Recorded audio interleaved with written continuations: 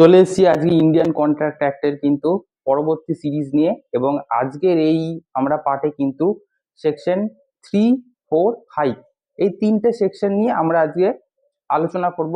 প্রত্যেকটা সেকশন কিন্তু আমরা খুব সংক্ষেপে এবং খুব ভালোভাবে স্টুডেন্ট ফ্রেন্ডলি ভাবে আমরা আজকে বোঝার চেষ্টা করব, এবং সেখানে ভালো ভালো কিছু সহজ সহজ এক্সাম্পল দেব, যেই এক্সাম্পল গুলো তোমরা মানে মানে শুনে যাতে তোমরা এত ভালোভাবে বুঝতে পারো সেটার চেষ্টা করব। এবং তোমরা যাতে পরীক্ষায় যাতে বানিয়ে তোমরা লিখে দিতে পারো খুব সহজভাবে, সেটারও চেষ্টা করব।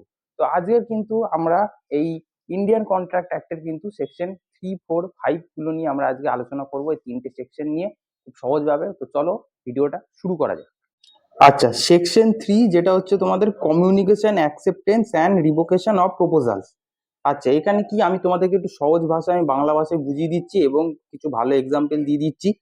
দেখো, কোনো একটা অফার যখন হচ্ছে, সেই অফারটা যখন হয়, সেই অফারটার অ্যাকসেপ্টও হয়, আবার সেই অফারটার কিন্তু রিভোকেশনও হয়ে যায়, মানে প্রত্যাহারও করে নেয়। তো এই যে একটা অফার হওয়া বা সেই অফারটার অ্যাকসেপ্ট হওয়া বা অফারটাকে রিভোক করে দেওয়া, সেটার কিন্তু একটা প্রপার কমিউনিকেশন চাই। প্রপার কমিউনিকেশনটা যদি সাকসেসফুলি ভাবে না হয়, তাহলে সেটা কিন্তু কোনোভাবেই সেটা অফার দেওয়া বা অ্যাকসেপ্ট হওয়া বা রিভোক হওয়া কিন্তু লিগালি ভ্যালিড হবে না। তো প্রপার কমিউনিকেশন কিভাবে হবে আমি বলে দিচ্ছি। দেখো, যখন কেউ একজন অফার করছে, ঠিক আছে, সে যে অফারটা করছে, যাকে করছে তাকে কিন্তু জানতে হবে। সে শুধু অফার করে দিল একজনের উদ্দেশ্যে, যার উদ্দেশ্যে করলো সে হয়তো জানতেই পারলো না, তাহলে তো কোনো লাভ নেই সেই অফারে। তো যে করছে এমন ভাবে করতে হবে যাতে সে জানতে পারে। সে যখনই জানতে পারবে তখনই হয়ে যাবে একটা অফার, ভ্যালিড ভাবে একটা অফার বা প্রপোজাল কিন্তু তৈরি হবে। এবার কি অ্যাকসেপ্টেন্স, অ্যাকসেপ্টেন্সটা কখন হবে প্রপার ভাবে? যখন যে আর কি অফারটা পেলো, সে যদি সেই জিনিসটাকে অ্যাকসেপ্ট করে যে হ্যাঁ আমি এই জিনিসটাকে মানে এই অফারটাকে আমি অ্যাকসেপ্ট করছি, তো তাকে কিন্তু চুপচাপ বসে থাকলে হবে না যে হ্যাঁ আমি অ্যাকসেপ্ট করেছি আমি চুপচাপ বসে রইলাম, না, তাকে আবার জানাতে হবে। মানে যে অফার করেছে তাকে জানাতে হবে যে হ্যাঁ আমি বিষয়টা অ্যাকসেপ্ট করছি। যে অফার করেছে, যে অফার করেছে তাকে তো জানাতে হবে। তো সে যখন জানতে পারবে, যখন কমিউনিকেশনটা পুরো সাকসেসফুলি ভাবে হবে, তখন কিন্তু অ্যাকসেপ্টেন্সটাও কিন্তু কমপ্লিট হবে। আর রিভোকেশন কি? যে আর কি অফার করেছিল, সেই যদি তার মতামত যদি পরিবর্তন করে সে যদি অফারটাকে রিজেক্ট করে দিচ্ছে, মানে সে আর অফারটা করতে চাইছে না, অফারটা ফিরিয়ে নিতে চায়, এবং সেই বিষয়টাও কিন্তু যাকে আর কি উদ্দেশ্যে আর কি করা হচ্ছে, মানে যার উদ্দেশ্যে একসময় আর কি অফার করা হয়েছিল, তো সে যখন চাইছে যে আমি আর এই অফারটা ফিরিয়ে নিতে চাই, আমি আর এই অফারটা করতে চাই না, তো সেটা কিন্তু সে নিজে নিজে চুপচাপ বসে থাকলে হবে না। যার উদ্দেশ্যে বলা হয়েছিল তাকে কিন্তু জানাতে হবে যে আমি এই অফার ফিরিয়ে নিতে চাইছি। তো সেইখানে যখন কমিউনিকেশনটা সাকসেস হচ্ছে, তাহলে সেটা হলো রিভোকেশনের কমিউনিকেশন সাকসেস হলো। আর এই যে প্রত্যেকটা কমিউনিকেশন কিন্তু সাকসেসফুলি তখনই হবে, সেই কমিউনিকেশন গুলো যদি লিখে জানায় বা বলে জানায় বা অন্যান্য ভাবেও যদি আচরণের মাধ্যমেও জানায়, মোটামুটি এমন ভাবে কাজ করতে হবে যাতে যার উদ্দেশ্যে করা হচ্ছে সে যেন জানতে পারে। সে যদি জানতে পারে, সেটা লিখে হোক বলে হোক বা অন্যান্য ভাবে হোক, তাহলেই কিন্তু এই কমিউনিকেশন কিন্তু সাকসেস হবে। এরপর হচ্ছে সেকশন 4, কমিউনিকেশন হোয়েন কমপ্লিট, মানে একটা কমিউনিকেশন কখন প্রপারলি ভাবে আর কি কমপ্লিট হয়। এটাও কিন্তু আগের সেকশনেরই মতো একই রকমই, তবে আরেকটু আমি ভালো করে এক্সাম্পল দিয়ে বোঝাচ্ছি। ধরো এই যে প্রপোজাল বা অফারটা, ধরে নাও 1 আগস্ট রাহুল একটা চিঠি লিখেছে, যেখানে লিখেছে আর কি আমি আমার এই ল্যাপটপটা 30,000 টাকায় বিক্রি করতে চাইছি, আমাকে আমাকে আর কি বিক্রি করতে চাইছে। তো সেটা হলো 3 আগস্ট হয়তো চিঠিটা আর কি পাঠিয়েছে। এবার এই জিনিসটা মানে অফার করেছে, এবার এই জিনিসটা হয়তো আমি পেয়েছি চিঠিটা 4 আগস্ট। মানে কি, ও যে আমাকে অফার করেছে সেই জিনিসটার চিঠিটা আমি 4 আগস্ট পেলাম, মানে কি আমি 4 আগস্ট জানতে পারলাম। তাহলে এই যে কমিউনিকেশনটা এই যে সাকসেস হলো কবে হলো? 4 আগস্ট। তাহলে 4 আগস্ট হচ্ছে তোমার কমিউনিকেশন, মানে অফারের কমিউনিকেশনটা কিন্তু কমপ্লিট হলো।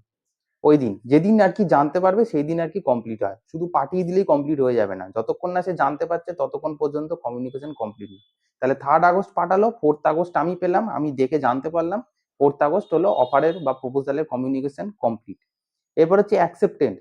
এবার অ্যাকসেপ্টেন্সের হচ্ছে দুটো ভাগ আছে, একটা হচ্ছে এগেইনস্ট দ্য প্রপোজার, আর একটা হচ্ছে এগেইনস্ট দ্য অ্যাকসেপ্টার। আচ্ছা, এরপর যেটা হচ্ছে ওই এগেইনস্ট দ্য প্রপোজার বা তোমার এগেইনস্ট দ্য অ্যাকসেপ্টার কিছুই না, খুব সহজ জিনিস। ধরো এই যে আমাকে যে পাঠালো, যে এই অফারটা যে 30,000 টাকার ল্যাপটপ বিক্রি করতে চায়।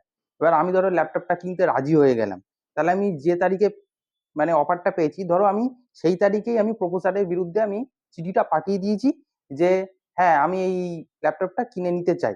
তাহলে কি আমি অ্যাকসেপ্টেন্সটা পাঠিয়ে দিয়েছি, ধরো 4th আগস্ট আমি পাঠিয়ে দিয়েছি, তাহলে অ্যাকসেপ্টেন্সটা আমি পাঠিয়ে দিয়েছি। তাহলে 4th আগস্ট কি হলো, প্রপোজালের এগেইনস্টে অ্যাকসেপ্টেন্সটা কমপ্লিট হলো। কিন্তু এবার অ্যাকসেপ্টারের এগেইনস্টে অ্যাকসেপ্টেন্সটা কখন কমপ্লিট হবে, ধরো 6th আগস্ট গিয়ে হয়তো ওই রাহুল আর কি আমার চিঠিটা আর কি পেলো যে আমি এটা অ্যাকসেপ্ট করেছি। তাহলে এটা হলো অ্যাকসেপ্টারের বিরুদ্ধে অ্যাকসেপ্টেন্স আর কি কমপ্লিট হবে, মানে 6 আগস্ট যখন রাহুলের কাছে গিয়ে চিঠিটা পৌঁছাবে। তাহলে কি হলো, যখন আমি অ্যাকসেপ্টেন্সের চিঠিটা পাঠাচ্ছি প্রপোজালের এগেইনস্টে যেদিন, সেদিন হচ্ছে প্রপোজালের এগেইনস্টে হচ্ছে অ্যাকসেপ্টেন্স কমপ্লিট হচ্ছে। আর অ্যাকসেপ্টারের এগেইনস্টে অ্যাকসেপ্টেন্স কখন কমপ্লিট হয়, যখন যে প্রপোজার সে যখন আমার এই অ্যাকসেপ্টেন্সের চিঠিটা যেদিন রিসিভ করবে, যেদিন জানতে পারবে, সেদিন হলো অ্যাকসেপ্টারের এগেইনস্টে অ্যাকসেপ্টেন্স রিসিভড হবে। তো এটাই হলো অ্যাকসেপ্টেন্স কমপ্লিটের হচ্ছে দুটো দিক, এটা দুটো দিক করেছে। এবার হচ্ছে রিভোকেশনের কমিউনিকেশন কখন কমপ্লিট হয়, ধরো রাহুল একটি তারিখে, ধরো 2রা আগস্ট নিজের মত বদলে দিল এবং সেখানে জানালো যে আমি আমার এই ল্যাপটপ বিক্রি করতে চাইছি না। তো সেটা তো ওকে জানাতে হবে। তো ধরো 2রা আগস্ট ও এটা চিঠিটা পাঠিয়ে দিল আমার উদ্দেশ্যে। আমি ধরো চিঠিটা পেলাম 3rd আগস্ট, যেখানে আমি জানতে পারলাম যে যে প্রপোজার রাহুল সে আর তার নিজের ল্যাপটপ বিক্রি করতে চাইছে না। তাহলে যেদিন আমি জানতে পারলাম ও 2রা আগস্ট চিঠি পাঠিয়েছে, আমি 3rd আগস্ট পেয়েছি এবং তখন দেখেছি, তাহলে 3rd আগস্ট হলো রিভোকেশনের কিন্তু কমিউনিকেশন কমপ্লিট হলো। তো এটাই হলো সেকশন। এরপর আছে সেকশন 5, যেটা আর কি ডিল করছে revocation of proposal and acceptance. মানে হচ্ছে প্রপোজাল এবং অ্যাকসেপ্টেন্স একটা নির্দিষ্ট সময়ের মধ্যে কিন্তু রিভোক করে নেওয়া যায়, মানে প্রত্যাহার করে নেওয়া যায়। ধরো রিভোকেশন অফ প্রপোজাল দিয়ে আমরা প্রথমে বলছি। তো ধরে নাও 1st আগস্ট রাহুল আমাকে জানালো যে আমি আমার ল্যাপটপ 30,000 টাকায় বিক্রি করব, 1st আগস্ট তো জানালো। এবার 2nd আগস্ট আমি পেলাম, কিন্তু আমি কোনো রকম উত্তরই দিলাম না, আমি রাহুলকে কিছু জানালাম না।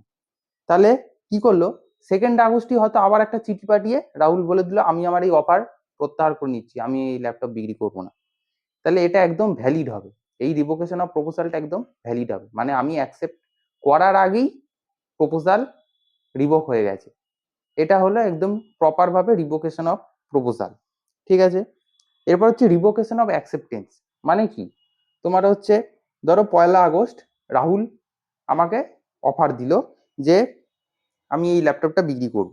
এবার 3rd আগস্ট হয়তো আমি অ্যাকসেপ্টেন্সের চিঠি পোস্ট করে দিয়েছি, কিন্তু আমি এমন করলাম ধরো 4th আগস্ট এই রাহুলের কাছে চিঠিটা মানে মানে আমার যে অ্যাকসেপ্টেন্স করার যে চিঠিটা সেটা রাহুলের কাছে পৌঁছানোর আগেই আমি আরেকটা দ্রুতভাবে একটা চিঠি পাঠিয়ে দিলাম রাহুলের কাছে যে আমি অ্যাকসেপ্টেন্স রিজেক্ট করছি, মানে আমি এটা নিতে চাইছি না। তাহলে কি আমি আমার অ্যাকসেপ্টেন্সটা ফিরিয়ে নিলাম, এটা হলো রিভোকেশন অফ অ্যাকসেপ্টেন্স। তো এই সেকশন 5 এর মেন উদ্দেশ্যটাই মানে যেটা বোঝাচ্ছে সেটা হলো, যদি রিভোকেশন অফ প্রপোজালের ক্ষেত্রে হয়, মানে প্রপোজালটা আর কি অ্যাকসেপ্টেন্স হওয়ার আগেই যদি প্রত্যাহার করে নেওয়া যায়, তাহলে সেটা হবে হচ্ছে রিভোকেশন অফ প্রপোজাল। মানে অ্যাকসেপ্টেন্স হলো না, তাহলে তার আগেই কিন্তু যদি প্রপোজাল রিভোক করে নেওয়া হয় সেটা হচ্ছে রিভোকেশন অফ প্রপোজাল।